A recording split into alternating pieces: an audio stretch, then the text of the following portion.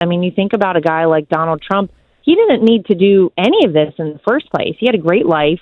He was beloved by pretty much everybody, the mainstream media, Hollywood, all these folks who now say that they hate him and he's the worst thing that's ever happened.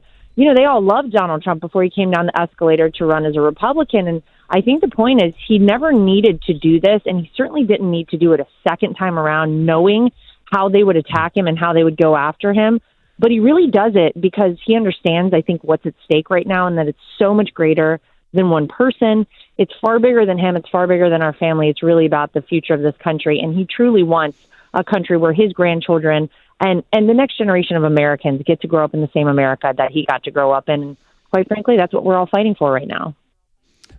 Let's go back to the visiting angels point. So we spent a good amount of the first hour talking about this, and specifically the Barack Obama taking Joe by the hand and leading him away. And what was so surreal about it was that CNN and all the rest, CNN, which by the way is hosting the debate next Thursday, but they're all like, oh, no, here's the real footage.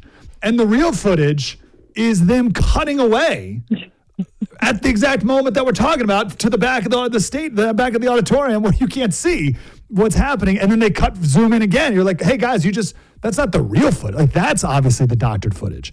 But they're trying to pull this one off, and then it's like some grand conspiracy when conservatives are looking at a real, actual video of what's happening. Yeah, this is far different than the way they tried to present the quote-unquote Charlottesville speech of my father-in-law's, which they have tried to use for years. And I think more and more people, the more they go back and actually listen to the full sentence that was said by Donald Trump, are like, oh, they tried to fake me out here, and now I get it. Now I know they've been lying to me. These are not, as they say on the left, cheap fakes. I think that's what they're calling these videos of Joe Biden. These are just actual video footage of Joe Biden that are real, that exist out there, that are not doctored by anybody. And we're just literally looking at this as American citizens, and this is our guy in charge. This is the guy sitting at 1600 Pennsylvania Avenue. This is the commander-in-chief, the leader of the free world. And whether he's at the G7 having to be turned around by other world leaders and led around, or it's Obama trying to get him off stage and get him, back in line, these are really frightening videos because they cannot explain it away. And the contrast between that and Donald Trump could not be more stark and more great. And that's the problem they're having on the left right now. The Democrats are fully in a meltdown situation. Not only does Joe Biden have the lowest approval rating of any incumbent in history, and they're trying to run this guy again, his vice president is, I think, lower than he is, if that's even humanly possible and even feasible. And they also understand that Americans are hurting right now. All of the policies he's implemented have made life harder for people, not easier, not better for people. Our standing on the world stage is damaged and hurting right now. And the American people have an amazing opportunity to think back to another man who was actually president and say, well, was my life better then, or is it better now? You compare those things, and it's a no-brainer, but then you look at the footage of Joe Biden looking lost and stumbling around and not really knowing what's going on, doesn't look fully coherent, and you compare that to Donald Trump, who is the 180-degree opposite of that.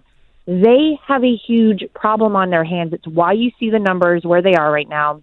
It's why Donald Trump's polls continue to go up, and his polling with voting blocks that the Democrats rely on, that they must have to win, like Hispanic voters, Black voters, and young voters, are all trending in the direction of Donald Trump. And I'll tell you, I love to see it. I know they're in full panic over there, though. All right, so this ties into how surreal and weird all this is. This is on MSNBC. Here we go. Relief when the two men are on stage debating, right? And it already feels like, the first presidential debate is set for June 27th. It already feels like the bar that is set for Biden to clear is so much substantially higher than the one Trump has to clear, which is literally, is he alive? Is he standing? Are the words coming out of his mouth? Setting aside what the words actually are. And I wonder if there's any way for Biden to overcome what seems like a structural disadvantage. Isn't that so what? bizarre? But this is what you call projection, Mike. This is what they do on the Democrat side. Everything that they are actually doing themselves, they try to project onto Republicans and Republican candidates and supporters.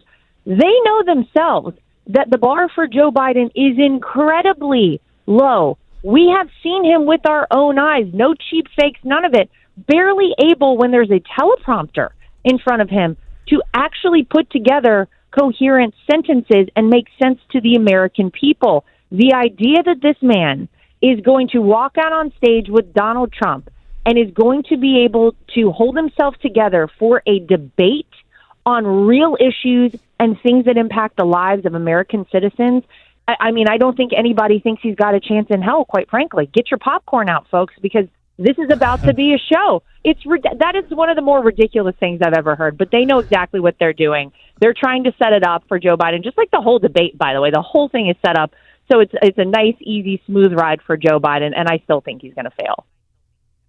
Yeah, Trump's bar is he alive? Is he standing? Are the words coming out? Gosh, that is so weird. I don't even know what to do with that, other than everything you just said. Why, I've heard a lot of people ask this question, Lara Trump, co-chair of the RNC. Why would Donald Trump even say yes to what is obviously, come on, Dana Bash, Jake Tapper, no, Mike's muted, the lame format. You get 60 seconds and 10-second rebuttal and all this nonsense. Why even say yes to this goofiness? Well, I think it's imperative that you get these two men on a stage. I mean, the fact is Donald Trump is going to be able to look straight in the eyes of the guy who weaponized his Department of Justice against him. He's going to look straight in the eyes of the guy who has taken America fully in the wrong direction and has hurt us as a country, maybe in irreparable ways, for certain situations. He's going to be able to stand on that stage, and despite the fact that, to your point, Dana Bash, Jake Tapper, obviously these are very partisan individuals. The fact is they've set it all up so that Joe Biden has the easiest possible lift here for this debate.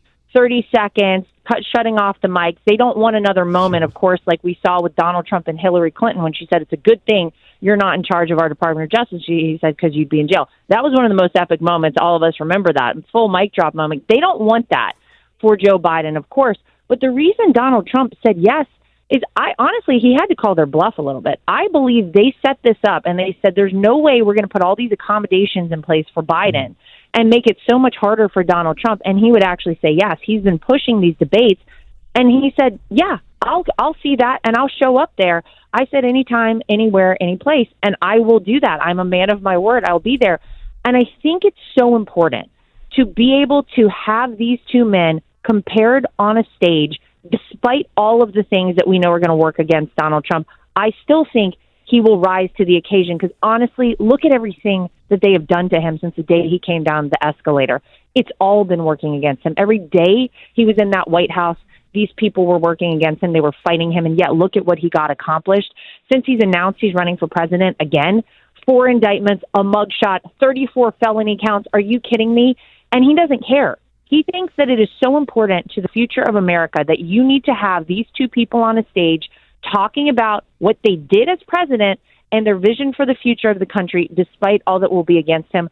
I still think he will come out and be a huge success on the other side of it. And quite frankly, he's unafraid. He's the ultimate fighter, and I love it. Last question for you. I'm on the New York Post website. It says up at the top, breaking news, migrant suspect in sex assault of 13-year-old girl in New York City Park now in NYPD custody. So you got that. But what I wanted to ask you, welfare offices and other agencies in 49 states, except for Arizona, are providing voter registration forms to migrants without requiring proof of citizenship. What are we doing with that? Yeah. Co-chair of the RNC. Yeah, well, first of all, I'll say that election integrity is our number one focus and number one priority at the RNC. We have an operation right now, unlike anything really in the history of this country. We can never repeat 2020 ever again. We have to learn from a lot of the things that happened there, and we are learning from them and applying them to this election right now. We've pledged 100,000 volunteers. These are poll watchers, poll workers, which we can now actually train from the RNC. We haven't had this ability in 40 years because there was a consent decree applied to the RNC. That has been lifted. We can train you to work in polling locations. ProtectTheVote.com is the website if anyone wants to join that team. We're going to have lawyers spread out across this country. We're going to have war rooms in every major state so that we can address problems in the moment and not wait days, weeks, or months later. We have to be proactive, not reactive this election cycle. And everyone, quite frankly, Republican, Democrat, or Independent, should want that. We want every legal vote counted, and every vote that is not legal, as you just referenced, we are intending to make sure, first of all, we face it on the front end. We have 91 lawsuits out right now in 26 states, and this is one of the things we are fighting tooth and nail against. Anywhere they are considering allowing or giving a runway to non-citizens to vote, we are on it in a second's notice, and I can tell you this is one of the things we are watching and working against right now. Look, the fact is everyone should want fair elections, and if anyone is pushing back on anything we're doing, you have to ask yourself why. This is what you see with the Biden administration. This is what you see with Democrats. Why have they left the borders wide open? Why do we have 10 million plus people right now that have come into our country on Joe Biden's watch? Why are they trying to register them to vote?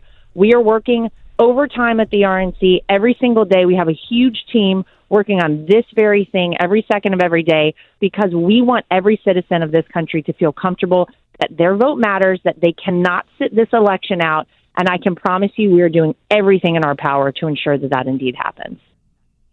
Good. 10 million votes for the Democrats might be enough to give them the victory, but maybe not even with the way the polls are trending right now. Lara Trump, co-chair of the RNC. Great to talk to you, Lara. Thanks a lot. Good to see you.